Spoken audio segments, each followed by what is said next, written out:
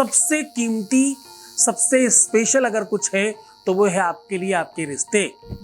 उससे ज्यादा बड़ा एहसास ही नहीं है कुछ दुनिया में।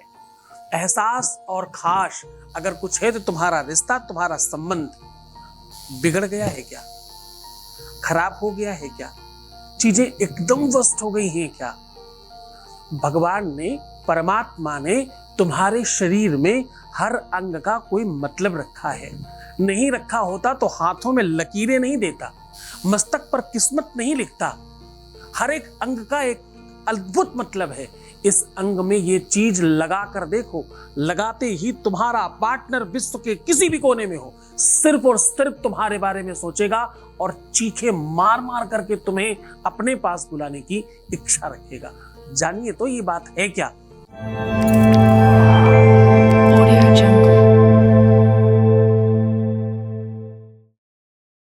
रिश्ते टूटे नहीं, संबंध खराब नहीं हो। जब एक रिश्ता खराब होता है, जब एक संबंध टूटता है, तो केवल एक संबंध नहीं टूटता, जाने कितने सारे संबंध टूट जाते हैं।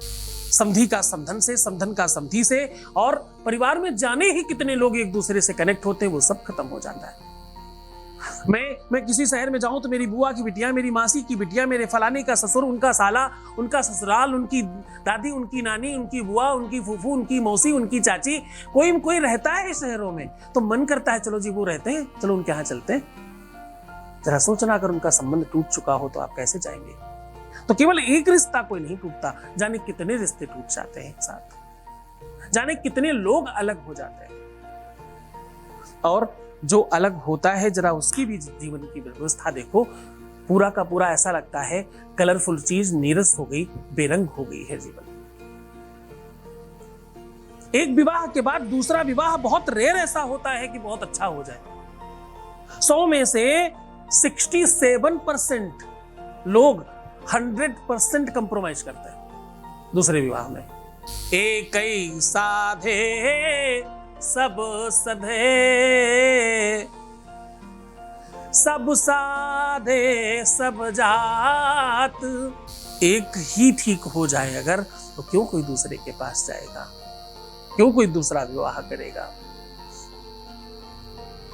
कौन गलत है, किसकी गलती है, कौन अच्छा है, कौन बुरा है, जरा समझने की कोशिश करना। मैं धृष्टता करने जा रहा हूं, मैं तुम्हारे हाथ जोड़कर ये बात कहने जा रहा हूं। एकदम बुरा मत मानना, कोई अच्छा बुरा नहीं है। अच्छा बुरा हमारा नसीब होता है, हमारा समय अच्छा और बुरा होता है। तो मैं किसी व्यक्ति विशेष की बुराई नहीं कर रहा, मैं तो सिर्फ ये कह रहा हूं कि सिर्फ और सिर्फ हम अपने को ठीक कर लें। गुण ना हेरानो, गुण ग्राहक हेरानो है। हम गलत जगह नहीं जाएं, केवल हम सही हो जाएं, सब सही हो जाएगा। अच्छा चिंतन करो, मैं तुम्हारे साथ हूं। मैं आज बता रहा हूं तुम्हें किस अंग पर क्या लगाने से। अंग प्रत्यंगों का अपना अलग विज्ञान है। सामुद्रिक शास्त्र में बड़ी बड़ी बातें लिखी हैं इसके ऊपर। कभी पढ़ने का अवसर लगे तो पढ़िएगा, आपको नॉलेज मिलेगा। सामुद्रिक शास्त्र का अद्भुत ज्ञान दे रहा हूं आज मैं तुम्हें। इस अंग पर ये लगा देने मात्र से तुम्हारा प्यार तुम्हारा हो जाएगा। जरा जान लीजिए वो कौन सा अंग और क्या सामग्री है। उसके पहले एक अनुभव ले रहे हैं आपके बीच का, एक अनुभव आपके बीच का आपके साथ साझा कर रहे हैं। Voice message please. प्रणाम गुरुजी, आपके चरणों में कोटि कोटि प्रणाम। आपका बहुत बहुत धन्यवाद करना चाहती हूँ। मैं आपसे जुड़ी और मैं आपसे पूजा करवाई तो मेरे पति मुझसे अच्छा से बात करते हैं और लड़की औरत चक्कर से अभी दूर हैं। आपसे नहीं जुड़ी थी उससे पहले मेरा पति मुझे एक चलती फिरती जिंदा लाश बना दिए थे मुझे, और पूजा करवाने के बाद अभी पूरी तरह से जिंदा हो गई हूँ मैं अभी।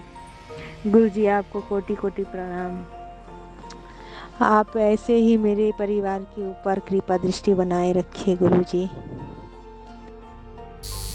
बहुत बहुत धन्यवाद, बहुत साधुवाद, बहुत सारा आशीर्वाद। ये सब तुम्हारी वजह से हुआ है और तुम ही इसके धन्यवाद के पात्र हो। धन्यवाद। अब मैं आपको सॉल्यूशन बता रहा हूं, बहुत ध्यान से समझिएगा, क्योंकि जीवन आपका है और ठीक आपको ही करना है। आपको अगर संभव हो सके पत्ती वाली मेहंदी मिले तो पत्ती वाली मेहंदी लेकर के आइए। और अगर पत्ती वाली मेहंदी नहीं मिल रही है तो जो नॉर्मल मेहंदी मिलती है वो भी आप ले सकते हो। इस मेहंदी को पहले आप भगवान को चढ़ा दीजिए। भगवान को चढ़ाने के पश्चात अपने दोनों हाथों के बीचों बीच गदेली में रात्रि में सूर्यास्त के बाद इसको लगाना है। और ध्यान रहे, इसको जब आप गीला करेंगे, वैसे तो ये कोन सब गीला होता है, अगर आप पत्ती आपको मिल रही है तो कोशिश करिए कच्चा दूध डाल करके पीसें इसे, नहीं तो कुछ बूंद कोन में ही कच्चे दूध को मिला लीजिए, या कोन से बाहर निकाल के हल्का सा 2-4 कुछ बूंद दूध की डाल करके इसको मिक्स कर लीजिए। थोड़ी सी केसर डाल करके अगर करते हो तो बृहस्पति का बल बढ़ जाता है इससे। आप स्त्री हैं, आप पुरुष हैं, ऐसी कोई दिक्कत नहीं है, दोनों लोग बीचों बीच में मेहंदी लगा सकते हैं। बीचों बीच में राहु, केतु और मंगल का स्थान होता है। इस पूरे के पूरे बीचों बीच में मेहंदी खूब अच्छी तरीके से लगा दीजिए। ये रात्रि में लगाना है और ये काम करना है आपको सोमवार, गुरुवार और शुक्रवार, इन दिनों में से किसी भी दिन किया जा सकता है।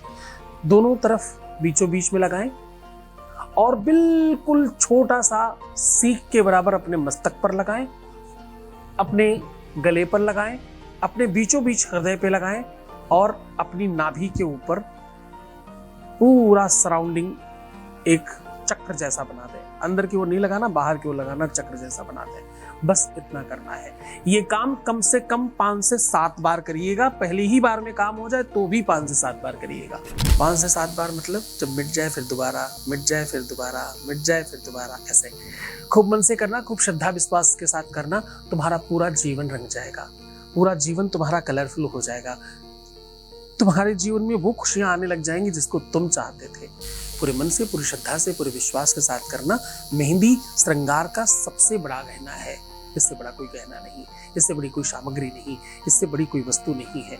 खूब मन से, खूब श्रद्धा, खूब विश्वास के साथ करो और मुस्कुराओ, सुंदर बनो, बेहतर रहने की कोशिश करो। हर आधे घंटे में प्रणाम करके पानी पीना और सिर्फ अपना ख्याल रखो। मैं तुम्हारा भी रख रहा हूं वैसे तो, अगर तुम्हें विश्वास होगा तो अपने पास पाओगे। तुम्हारा, तुम्हारे प्यार का, तुम्हारे परिवार का, सबका ध्यान है। ओम नमः शिवाय।